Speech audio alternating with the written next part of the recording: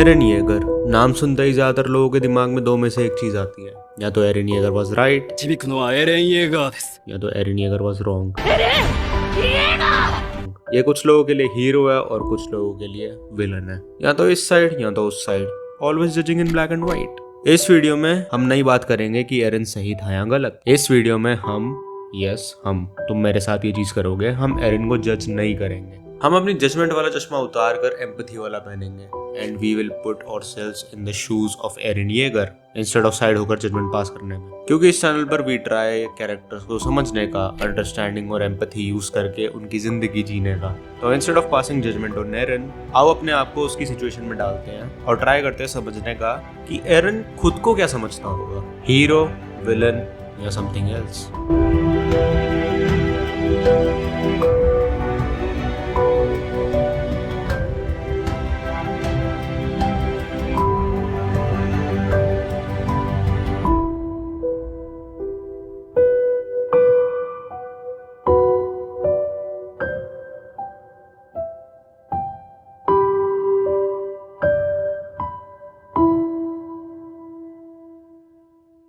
एक दिन तुम्हारी लाइफ में ऐसा आया होगा या तो आएगा जिसकी वजह से तुम्हारी पूरी लाइफ पलट जाएगी। भले ही वो तुम्हारे किसी फेलियर की वजह से हो, तुम्हारे किसी लव्ड वन की डेथ हो, या कोई ट्रेजेडी जिसमें तुम्हारा कोई हाथ नहीं है।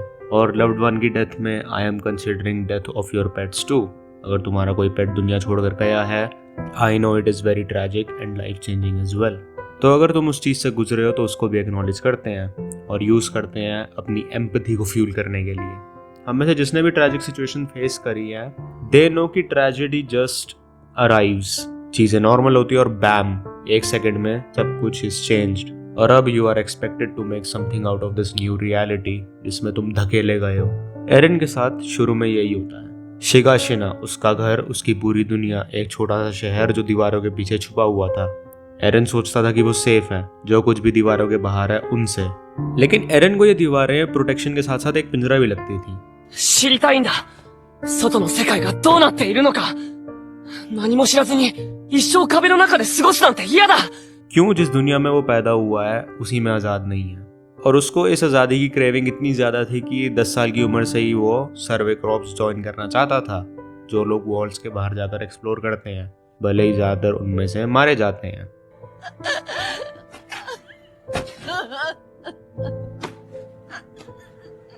तुम सोचो, तुम ऐसी सिचुएशन में हो जहां तुम्हें जिंदगी भर के लिए एक कमरे में रहना है। तुम्हें खाना पीना, रिलेशनशिप सब कुछ मिलेगा, लेकिन तुम उस कमरे से नहीं निकल सकते। आई एम श्योर तुम देख पा रहे होगे कि इवेंचुअली तुम क्रेव करोगे उस कमरे से बाहर जाने का, एरन और अरमिन की तरह। ねえ、エレン。僕たちもいつか外の世界を探検できるといいね。 एरन और मिकासा अपना रोज का काम कर रहे थे, हर दिन की तरह सोचकर कि ये दिन भी हर दिन की तरह जाएगा जैसा हम सब जीते हैं। लेकिन फिर ट्रेजेडी अपीयर्स।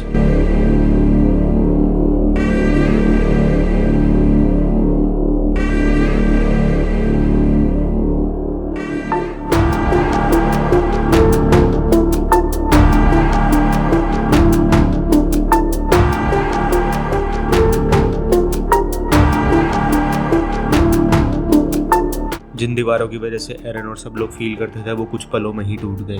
जिस घर में एरन से फील करता था उसको टूटने में बिल्कुल टाइम नहीं लगा। और फिर एरन को दिखता है एक इंसान जिससे वो सबसे ज़्यादा प्यार करता है वो फंसा हुआ। वो और मिकासा ट्राई करते हैं एरन की माँ को निकालने का, लेकिन वो कमज़ोर थे। और एरन हेल्पलेसली देखता है अपनी अभी तक की लाइफ को तबाह होते हुए, अपनी माँ को मरते हुए।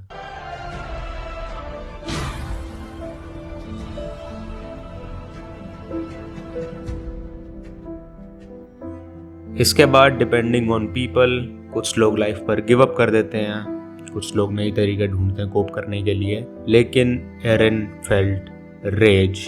वो अपने फ्रीडम के ड्रीम को भूल गया और ही जस्ट वांटेड रिवेंज। इस टाइम एरन के लिए और हमारे लिए this world is very black and white. Humans victims of titans, titans bad, humans good, like a zombie show. Maybe Eren को लगा कि कोई इवल एंटिटी है जिसकी वजह से टाइटन्स बने हैं और वो फाइनल बॉस होगा और व्हाटएवर। लेकिन we didn't knew the complexities. Eren को टाइटन से लड़ना था, उनको दुनिया से खत्म कर अपना रिवेंज लेना था, और वो इसकी ट्रेनिंग में लग जाता है। एरन मिलिट्री ज्वाइन करता है और लेट्स सी वो कैसे ग्रो करता है। लेकिन तुम्हें पता है कि टाइटन्स की मूवमेंट और इनका क्रीपी बिहेवियर रियल लाइफ बंदों से इंस्पायर्ड है, नशेड़ियों से। इसायामा ने ड्रंक बंदों को देखकर टाइटन्स को ऐसा बनाया। मॉरल ऑफ द स्टोरीज, नशे करो जिससे भले तुम्हारी जिंदगी की ऐसी तैसी हो जाए, लेकिन मैं भी तुमसे इंस्पायर होकर कोई बंदा one of the most famous stories in the world लिख दे। ट्रेनिंग के बाद एरिन ट्रस्ट में स्टेशन होता है और कुछ साल बीतने के बाद ही मेड फ्रेंड्स, एक नई फैमिली जिनके साथ वो होपफुल और खुश फील करता है। इमेजिन तुम एरिन की जगह हो और जब तुम ह्यूमैनिटी और लाइफ को लेकर थोड़ा होपफुल फील करो, तब रिमाइंडर आ जाए कि ये सब फीलिंग जो तुम्हें देती है वो कितनी फ्रेजाइल है।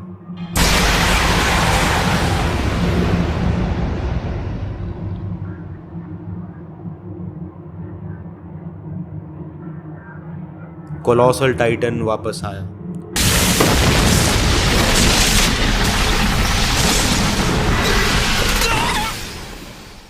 वो मॉन्स्टर वापस आया जिसने एरिन से सब छीन लिया था।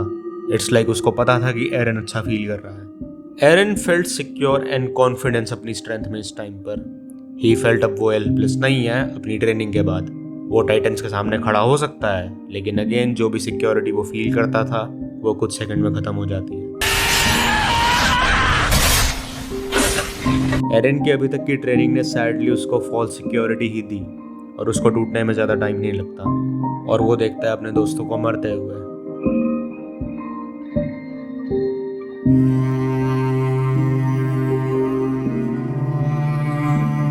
उसने देखा अपनी नई फैमिली को यूं ही खत्म होते हुए और यहाँ भी एरिन उतना ही हेल्पलेस रहता है जितना वो तब था जब उसने अपनी माँ को मरते देखा। इस हेल्पलेसनेस से हारने से पहले उसे आर्मिन दिखता है जो इसको एक टाइटन खाने वाला था। वी कैन इमेजिन कि एरिन के बस में नहीं था अपनी फैमिली की ब्रूटल डेथ दोबारा देखना और इस वजह से Eren sacrificed himself saving Armin. इस टाइम ऑफ कोर्स उसे बुरा लगा होगा, हेल्पलेसनेस फील हुई होगी, लेकिन अगर उसकी डेथ से उसकी फैमिली बच सकती है तो इट वॉज वर्थ इट। लेकिन एरिन वाज समहाउ अलाइव। वो अपनी हेल्पलेसनेस को देखकर रेज फील करता है और फिर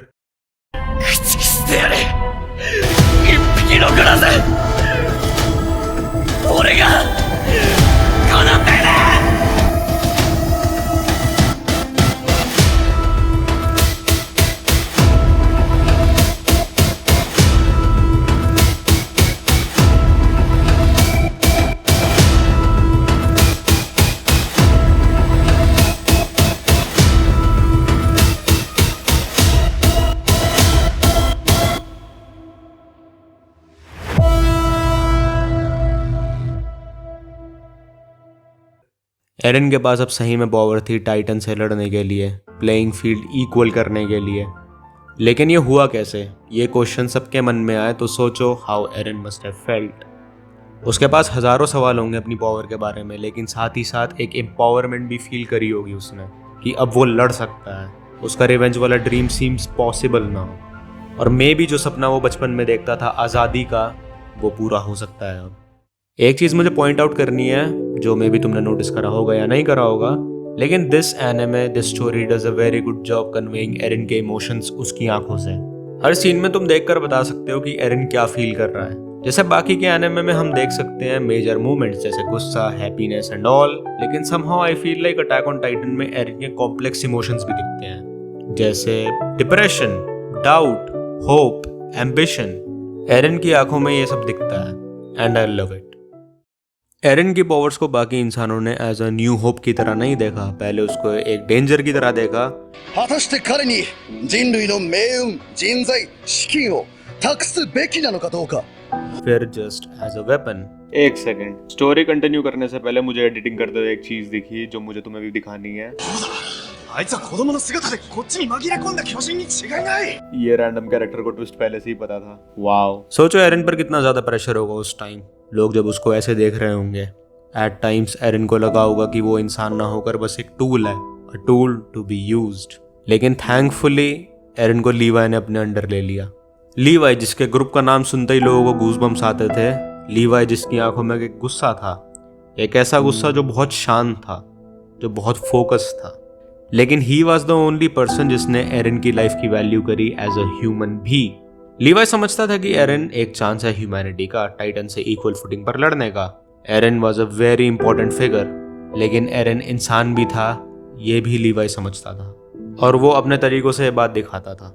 कुछ टाइम बाद एरन और हम ऑडियंस समझ गए कि बाकी के लोगों की तरह Levi isn't choosing between humanity and Eren. Levi दोनों को चूज करता है।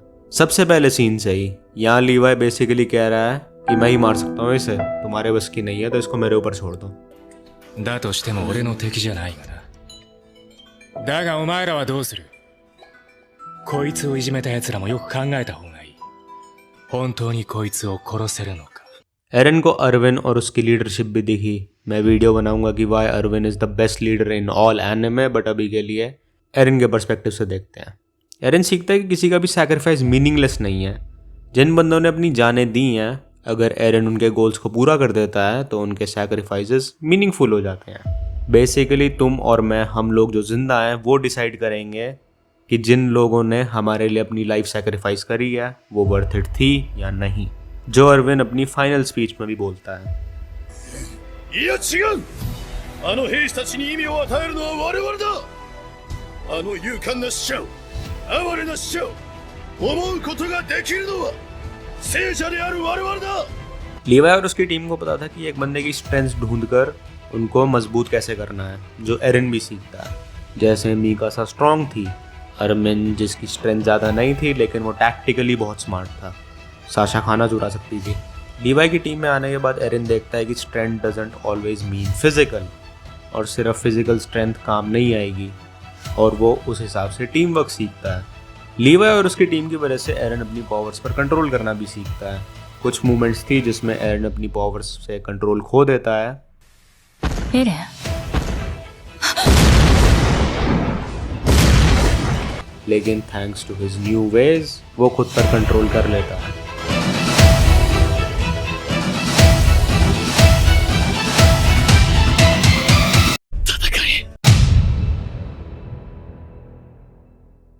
एरन अब सही में वो चीजें सीख रहा था जो उसको उसके बैटल्स में हेल्प करेंगी। लीवाई की ट्रेनिंग ने एरन को स्ट्रांग बनाया, लेकिन Eren also got to know कि फ्रीडम की लड़ाई के लिए बहुत सारे सैक्रिफाइसेस लगेंगे, और the only thing Eren can do is not let those sacrifices be in when.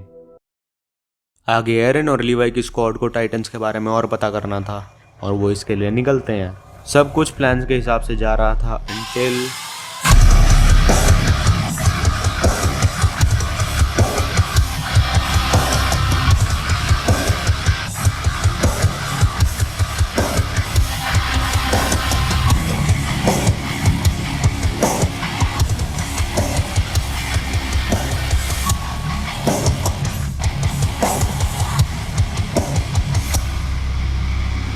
ये Titan was intelligent, smart, clearly ये टाइटन एरन की तरह था, एक ह्यूमन जो टाइटन में कन्वर्ट हो सकता है।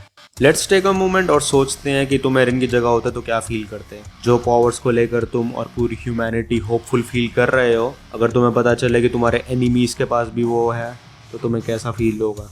और इतना ही नहीं, जब तुम्हें कॉन्फर्मेशन मिले कि तुम्हारे एनिमीज सिर्फ ब्रेनलेस बिग मैन ईटर्स नहीं है बल्कि तुम्हारी तरह इंसान ही है, तो तुम क्या फील करते हैं। मैं कॉन्फ्लिक्टेड और स्केयर्ड फील करता। स्केयर्ड इसीलिए क्योंकि अभी मुझे दिखा the world isn't as black and white as I thought, और कॉन्फ्लिक्टेड इसीलिए क्योंकि एरन ने अपनी पावर्स को एक ब्लेसिंग की तरह देखना चालू करा था, और अब वो देख रहा है उसके एनिमीज के पास भी ऐसी पावर्स हैं। और female titan was much better than Eren, क्योंकि इसको अपनी एबिलिटीज का पता था और उनको बेस्ट तरीकों से यूज करना आता था।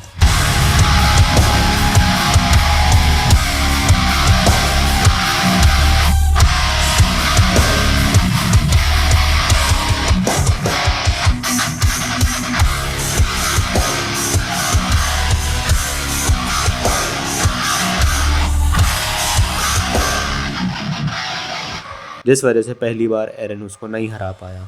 एरन को यहाँ बचा लिया जाता है और एरन फिगर आउट करता है कि अभी उसकी स्ट्रेंथ में कमियाँ हैं, कमियाँ जिनको उसको सुधारना पड़ेगा।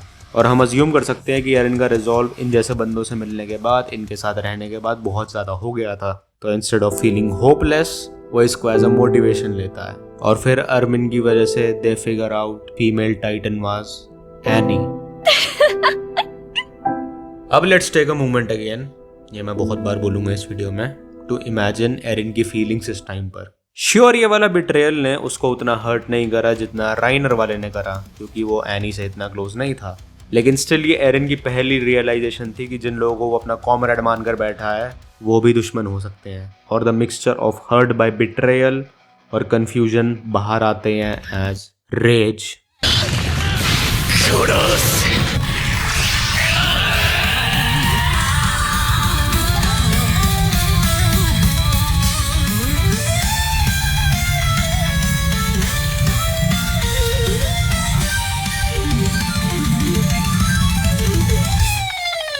एरिन यहाँ रेज में एक जानवर की तरह लड़ रहा था, एक वुंडेड एनिमल।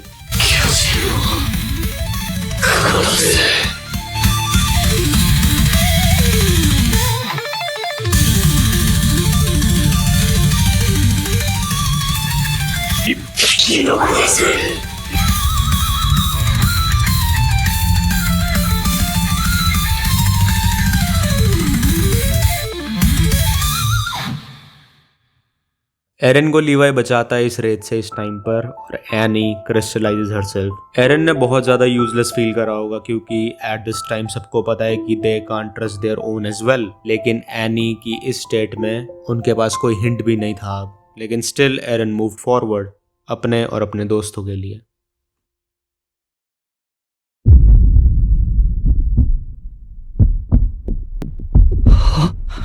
कि वॉल रोज में टाइटन्स हैं, वॉल टूटी नहीं थी तो कैसे?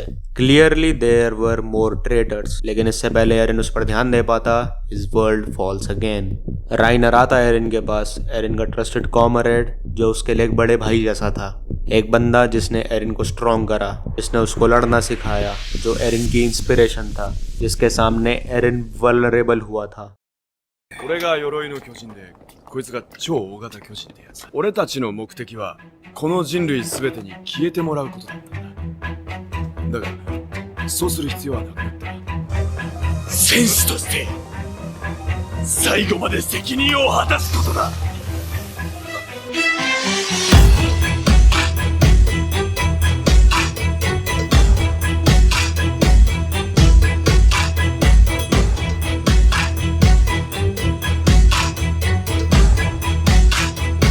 The world slapped Eren again, लेकिन इस टाइम वो स्ट्रेट फाइट मोड पर चला जाता है।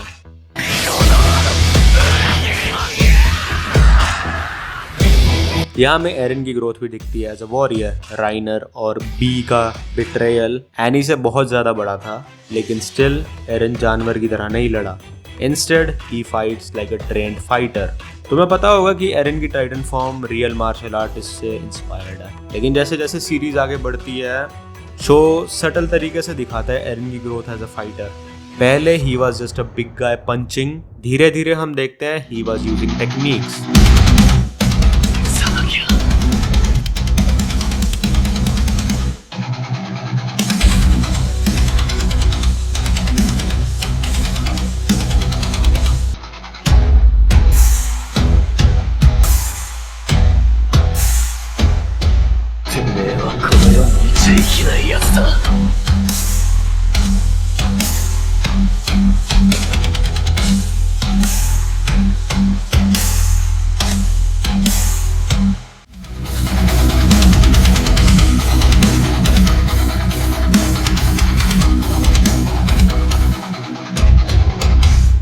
और ही गॉट किडनैप्ड।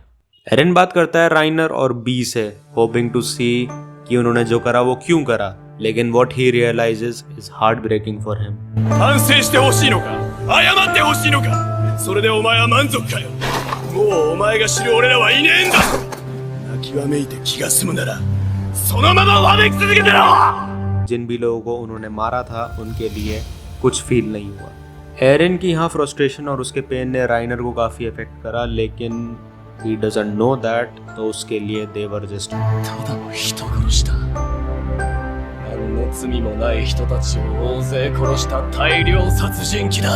एरन की रेस्क्यू के लिए उसकी ड्रीम आती है, वो सक्सेसफुल हो जाते हैं, लेकिन फिर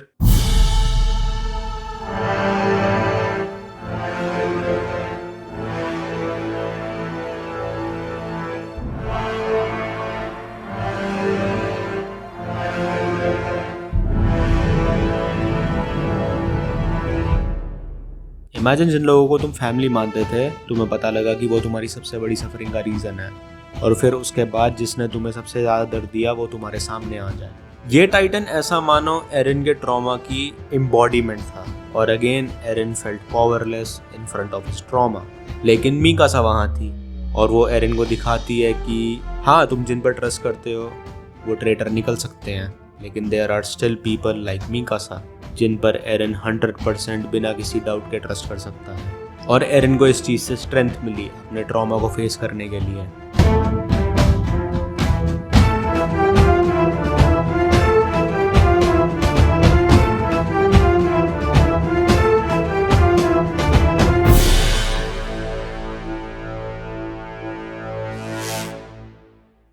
और I think Eren felt lighter इस मूवमेंट के बाद। उसने अपने ट्रॉमा को फेस करा, अपने ट्रॉमा से जीता और he kind of took his revenge as well. By the way इस मूवमेंट पर एरिन ने किस नहीं करा मीकासा को, पता है क्यों? इसायामा का प्लान था इस मूवमेंट पर एरिन और मीकासा को किस कराने का, लेकिन जब वो ये ड्रॉ करने लगे तो वो शाय हो गए। ही वाज लाइक, मैं कैरेक्टर्स को किस करते हुए नहीं बना सकता, I feel shy. Now here जो मेन कैरेक्टर है वो 80% पॉपुलेशन खत्म कर रहा है। इसको देखो पूरा डिटेल में। यहाँ एरिन और उसके क्रू को लड़ना पड़ता है with the monarch itself. Eren के क्रू के लिए फाइट थी अगेंस्ट करप्शन एंड लाइज, लेकिन for Eren it was another depressive episode. दुनिया स्काउट्स के अगेंस्ट हो जाती है। वर्ड था कि स्काउट्स ट्रेडर्स हैं और ह्यूमैनिटी के लिए सबसे बड़ा खतरा है। एरिन के लिए टाइम काफी मुश्किल था क्योंकि वो टाइटन नहीं बन पा रहा था, जो कि it was a mix of physical, mental exhaustion और lack of self belief as well. I know मैंने पहले बोला था कि एरिन फेल्ट लाइटर अपने ट्रॉमा को फेस करने के बाद, लेकिन एरिन का trauma was just one of his issues. इस टाइम पर एरिन की सबसे बड़ी प्रॉब्लम थी उसका लैक ऑफ सेल्फ बिलीफ, जो ऑफ कोर्स एरिन जैसे बंदे को आएगा ही। Imagine you are seen as a hope of humanity, तुम्हारे पास वो ताकतें हैं जिससे तुम चीजें तुम्हारे फेवर में कर सकते हो, लेकिन फिर भी तुम एज अ लायबिलिटी फील करो। एरिन को बार बार उसके दोस्त बचाते थे, कई लोग इसके चक्कर में मरे, अरविंद ने अपने हाथ को खोया। Eren should have been the hope of humanity, लेकिन अभी तक के अपने एक्सपीरियंसेस के बाद वो सिर्फ अपने आप को एक बोझ की तरह देखता था। एरिन और हिस्टोरिया को किडनैप कर लिया जाता है after the school fight scene, जो मैं लीवाई के वीडियो में एडिट करूंगा, तो सब्सक्राइब फॉर दैट। आगे वे रियलाइज की हिस्टोरिया रॉयल्टी थी और एरिन के बाप ग्रिशा ने रॉयल ब्लड लाइन के लोगों और बच्चों को मारा था क्योंकि उसको फाउंडिंग टाइटन की पावर चाहिए थी।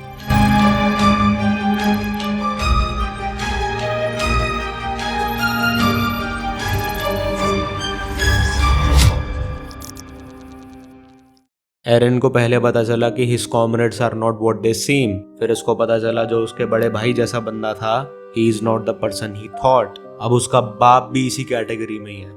यहाँ हम एरिन को ऐसे होपलेसनेस और डिप्रेशन में ज्यादा देखते हैं जैसा हमने पहले कभी नहीं होते हुए देखा।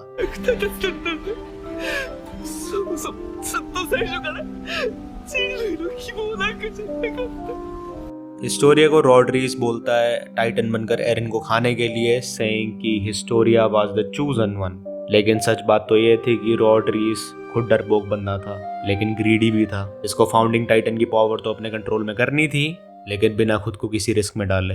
इवेंचुअली हिस्टोरिया ये समझ जाती है और एरिन की हेल्प करने का डिसाइड करती है, और अब बिना किसी चॉइस के ट्रीज खुद टाइटन बनकर फाउंडिंग टाइटन की पावर को लेने का ट्राई करता है। एरिन के दोस्त भी लीवाई के साथ वहां पहुंच जाते हैं। एरिन यहाँ जो भी उसको अपने पिता के बारे में पता चला, अपनी एग्जिस्टेंस के बारे में पता चला, उससे इतना डिप्रेस था कि he just wanted to die. लेकिन again there were people who cared for him, जो नहीं चाहते थे कि एरिन मरे। てめえ一回だって自分の力一つでなんとかできたことあったがよ。弱気だな。初めてってわけじゃねえだろこんなの。 Not just because of his power, बल्कि वो केयर करते थे उसकी एज अ पर्सन। और एरिन के सामने हिस्टोरिया थी, एक एग्जाम्पल जिसकी उसको सबसे ज्यादा जरूरत थी उस टाइम पर। हिस्टोरिया के बाप ने उसको सिर्फ यूज करा था, लेकिन still Historia instead of being depressed, उसने चूज करा वो करने का जो सही है।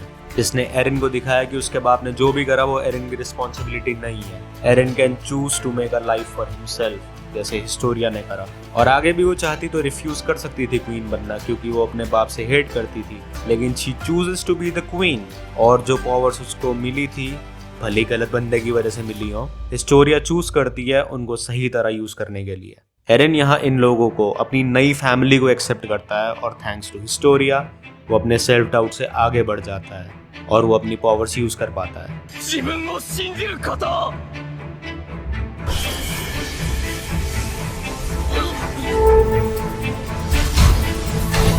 फिर वो रॉड्रीज से लड़ता है और अगर हम यहाँ ध्यान दें तो एरिन की डेवलपमेंट उसके एक्शंस में दिखती है फिर से। इस कैरेक्टर डेवलपिंग मूवमेंट से पहले क्योंकि एरिन के पास पावर थी वो खुद से सबसे पहले जाकर लड़ने लग जाता था थिंकिंग कि वो ही अपनी टीम को बचा सकता है। लेकिन इस मूवमेंट के बाद Eren started to trust his team more. वो अपनी टीम के साथ काम करता है, उनकी सुनता है, उन पर और ज्यादा ट्रस्ट करता है कि वो खुद को संभाल सकते हैं।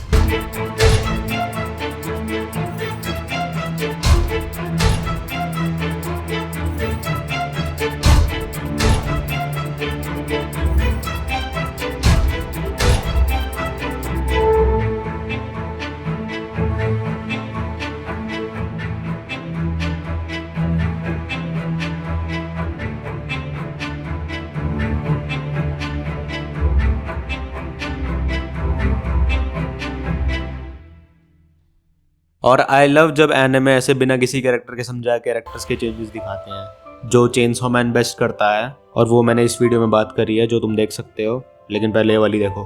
वरना तुम्हारे घर के पानी में ज़ीक का स्पाइनल फ्लूइड मिला दूंगा, फिर तुम्हें पता ही है। करते रहना फिर इसकी तरह मम्मी मम्मी। रॉड्रीज को मारने के बाद करप्टेड मोनार्की खत्म हो जाती है और Historia becomes the new queen. Scouts की रेपुटेशन बढ़िया हो जाती है और एरिन की हार्डनिंग पावर को वो यूज करते हैं अपनी जगह वापस लेने के लिए। Return to Shiganshina arc. First of all ये आर्क वाओ। सेकंड सॉरी क्योंकि ये वीडियो एरिन के पर्सपेक्टिव से है तो द मोस्ट वाओ मोमेंट इस वीडियो में नहीं होगी। एरिन वहाँ नहीं था। रॉड्रीज के इंसिडेंट के बाद एरिन रेज में कंज्यूम्ड नहीं था बल्कि ही वाज जस्ट डिटरमेंट पता करने के लिए दुनिया की सच्चाई, एरिन की सच्चाई। शिगाशिना में एरिन को अपनी पुरानी लाइफ याद आ रही थी, सिंपल टाइम्स याद आ रहे थे, लेकिन अभी तक की अपनी डेवलपमेंट के बाद ही वाज़न्ट फीलिंग ट्रॉमेटाइज्ड। आर्मिन की इंटेलिजेंस से पता लगता है कि राइनर और बी यहीं छुपे हुए हैं और उनकी लड़ाई होती है।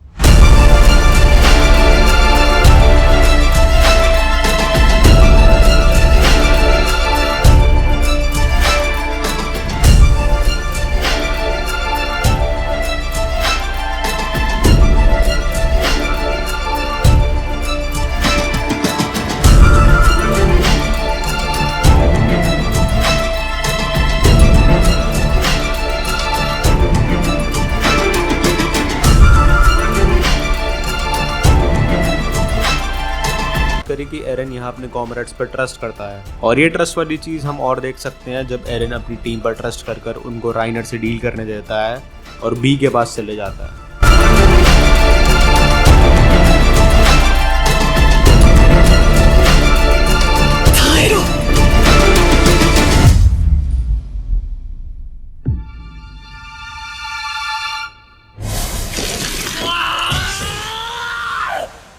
इस टाइम आई थिंक एरिन को पता था कि आर्मिन की इंटेंशन है खुद को सैक्रिफाइस करने की, but he still trusted his comrade और let him do his thing, which is a very huge development for a character जो खुद को स्पेशल समझकर हेड ऑन सबको पीछे छोड़कर आगे लड़ने चला जाता है। एरिन समझ जाता है कि his titan power isn't anything special, it is just an advantage. और एरिन के ग्रुप में हर एक बंदे के पास ऐसी चीजें हैं दैट वाज देयर एडवांटेज और Eren started to trust that. Armin के सेक्रीफाइस की वजह से एरिन ने बी को हराया और वॉल्स भी बंद कर दी, लेकिन आर्मिन जिंदा था और एरविन भी। लीवाई की चॉइस थी किसको बचाने के लिए, लेकिन थैंकफुली फॉर एरिन उसने चूज करा आर्मिन को बचाने का। क्यों? Find out in the video for Levi Ackerman. लेकिन स्टिल राइनर और जीक वहां से भाग पाए। जीक एरिन से बात करता है और जिस तरह से वो बात करता है वी सी की Zeke cares about Eren. We know क्यों, लेकिन अभी they go to the basement और बेसमेंट में they find Beyond the walls, countless humans live in comfortable refinement.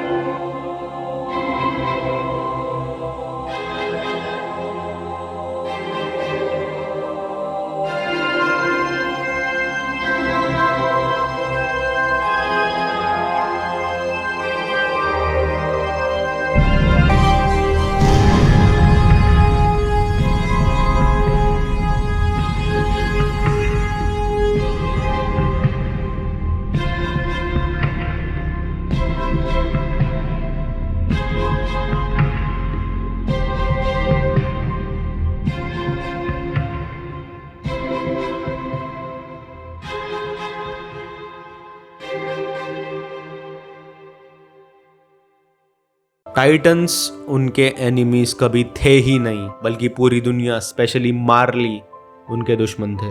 जो वॉल के अंदर वाले लोगों को पता था दुनिया के बारे में, वो गलत था।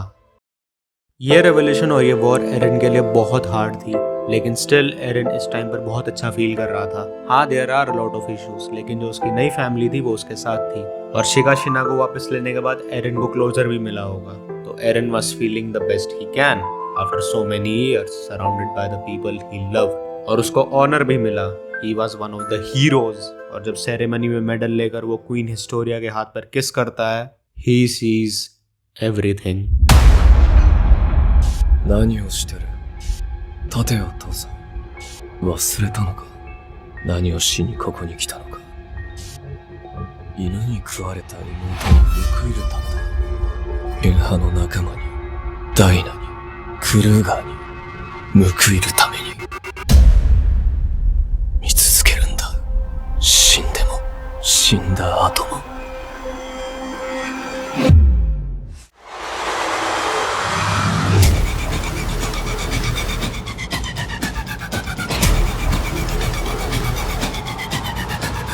いってらっしゃいエレン。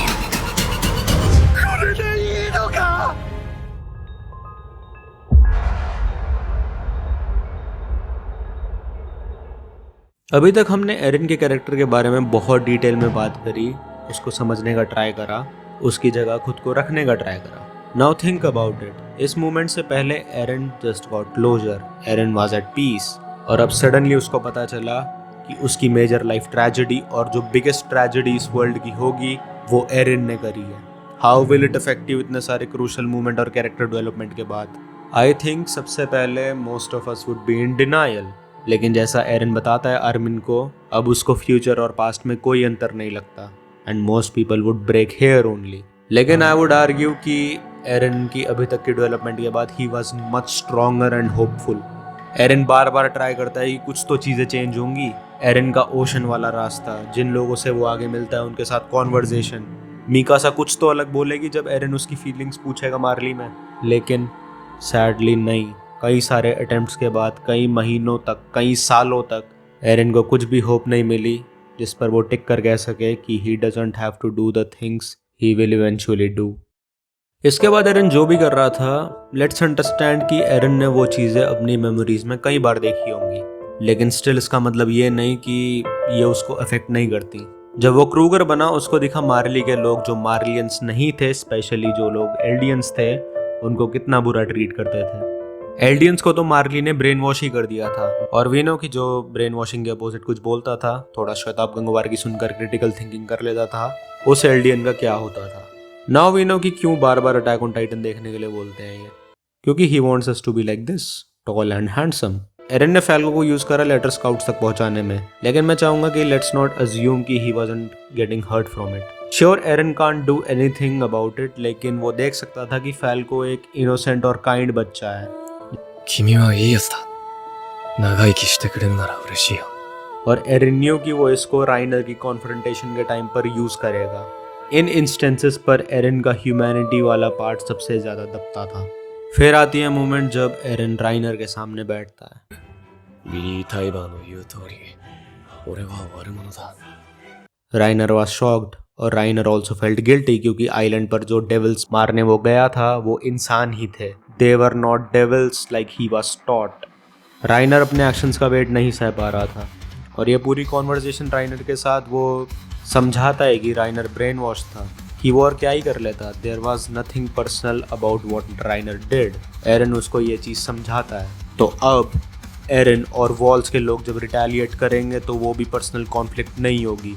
बाहर जब टाइबर अपनी स्पीच में पूरे वर्ल्ड को, आइलैंड वाले एल्डियंस को मारने को कह सकता है, तो Eldians are also allowed to retaliate for their freedom, और रिटेलिएट एरन डिड।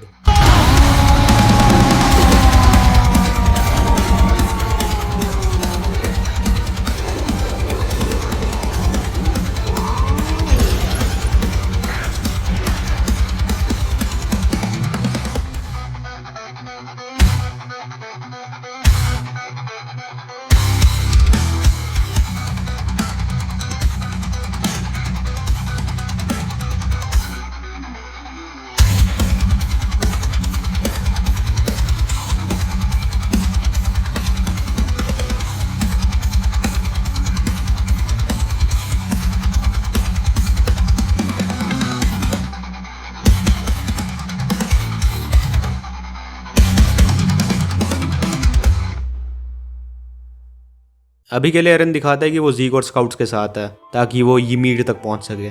फिर साशा डाइज और एरन पूछता है साशा के लास्ट वर्ड्स क्या थे, दोबारा इस होप में कि कुछ तो चेंज हुआ हो, लेकिन कुछ चेंज नहीं हुआ। जो उसने देखा था सब वैसा ही था। और फिर मोमेंट आती है जिसमें उसके अंदर हल्की सी भी जो होप बचती है वो चली जाती है। 戦え 何してるの？ हांजे बीइंग हरसेल्फ उसको टीज करती है। फिर ऐसा लगता है कि एरन उसे गुस्से में पूछ रहा हो कि हांजे कर ही क्या सकती है, कोई और रास्ता है जो एरन को नहीं पता। सैडली नहीं, सब कुछ वैसा ही था जैसा उसने देखा था। Bye the way I know Sasha की डेथ वाज सैड, लेकिन ईसायामा साशा की डेथ को काफ़ी पहले करने की सोच रहे थे, लेकिन साशा की पॉपुलैरिटी की वजह से वो इस टाइम तक टिकी रही, which I think turn out to be very good, क्योंकि हमें साशा के पेरेंट्स दिखे। और हाँ, उनका रोल माइनर था, लेकिन आई लव्ड देयर कैरेक्टर, बहुत इम्पैक्टफुल कैरेक्टर्स थे वो। एरन को अपने रिजॉल्व और आइडियल्स दो बंदों को स्पेशली दिखाने थे, मिकासा और अरमिन। और इस कॉन्वर्जेशन में he hurts Armin and Mikasa. क्यों? For multiple reasons. एरन इस टाइम पर मॉरली एम्बिगुअस कैरेक्टर है। हाँ, ही नोस कि वो 80% ह्यूमैनिटी को खत्म कर देगा, इनोसेंट लोगों की जानें लेगा, लेकिन Eren also went through a lot of development, जिसकी हमने बात करी। तो आई थिंक एरन ने कॉन्वर्जेशन करी firstly to make Mikasa and Armin their own person, ऐसे बंदे जो डिसीजंस ले सकते हैं ह्यूमैनिटी के हित में, ना कि एरन के। दूसरा, ही वॉज फ्रस्ट्रेटेड कि वो अपने सबसे करीबी लोगों के खिलाफ लड़ेगा, उनके साथ टाइम स्पेंड नहीं कर पाएगा, उनके अगेंस्ट जाएगा।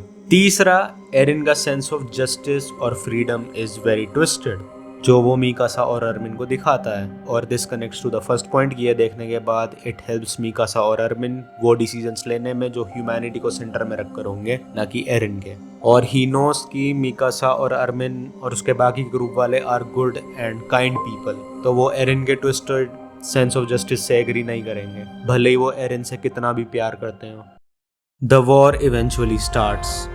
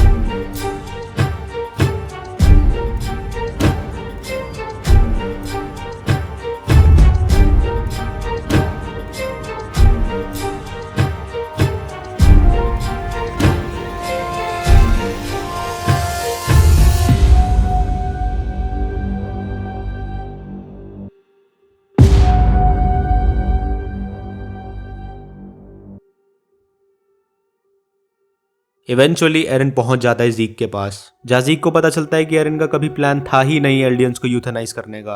見続けるんだ。死んでも、死んだ後も。 ज़ीक वाज प्लेड। एरन ymir को फ्री करता है। お前は奴隷じゃない神でもないただの人だ誰にも従わなくていいお前が決めていい दिखाकर कि she doesn't have to obey anyone, she can be free to do whatever, free to take revenge उनके खिलाफ जिसने उसको और उसके डिसेंडेंट्स को टॉर्मेंट करा है सालों तक। और the rumbling starts। 俺の名はエレン・イエーガー。俺の目的は俺が生まれ育ったパラディ島の人々を守ることにある。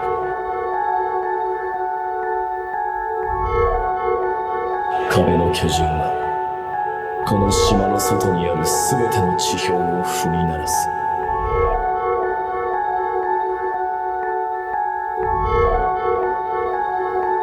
そこにある命をこの世から駆逐するまで。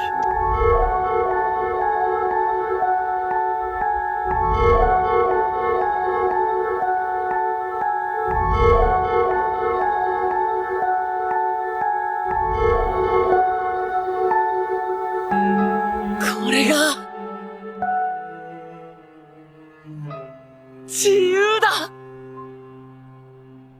ये पर्टिकुलर सीन दिखाता है एरिन की एम्बिग्विटी। वी नो एरिन कहीं ना कहीं नहीं चाहता था इनोसेंट लोगों को मारना, लेकिन स्टिल जब वो ये बनता है और ऊपर से दुनिया देखता है outside of walls, he is excited like a child. उसका चाइल्डहुड ड्रीम वॉल से फ्री होकर दुनिया को देखने का पूरा हो रहा था। भले उसके लिए नीचे मिलियंस में लोग मर रहे थे, बट एरिन न्यू कि उसका एंड करीब है। वो सबसे मिलता है through the power of paths. Eren Armin को हर वो जगह दिखाता है जो देखना लोगों के लिए मुश्किल है। आफ्टर ऑल एरिन को दुनिया देखने का सपना अर्मिन से ही आया था। एरिन यहाँ ट्राई करता है शुरू में दिखाने का कि he is very sure of what he is doing, लेकिन अर्मिन जब मीकासा को मेंशन करता है एरिन की अनश्योरिटी दिख जाती है। एरिन को एल्डियंस को फ्रीडम भी दिलानी थी, दुनिया में फ्री भी रहना था और मीकासा और अर्मिन के साथ लाइफ भी बितानी थी, लेकिन जो रास्ता एरिन के लिए ऑलरेडी सेट था वहाँ ये पॉसिबल नहीं था। एरिन ऑलरेडी न्यू क्या होने वाला है, अर्मिन क्या बोलेगा, लेकिन ही स्टिल फील्स इमोशनल। ありがとうエレン。僕に壁の向こう側この景色を見せてくれて、だからこれからはずっと一緒だね。あればだけど地獄で8割の人類を殺した罪を受けて苦しむんだ。 क्योंकि एरिन ने रंबलिंग करने का डिसीजन एल्डिया को फ्री करने के लिए लिया था, स्पेशली मीकासा और अर्मिन को ध्यान में रख कर लिया था। इस वजह से रंबलिंग की रिस्पॉन्सिबिलिटी, दुनिया की तबाही की रिस्पॉन्सिबिलिटी अर्मिन पे भी आती है और अर्मिन इसकी रिस्पॉन्सिबिलिटी लेता है। बेसिकली वो कह रहा था कि भले एरिन वर्स्ट जगह पर जाने का डिसाइड करे, अर्मिन उसका साथ नहीं छोड़ेगा। इवेंचुअली एरिन लड़ता है अपनी फैमिली से।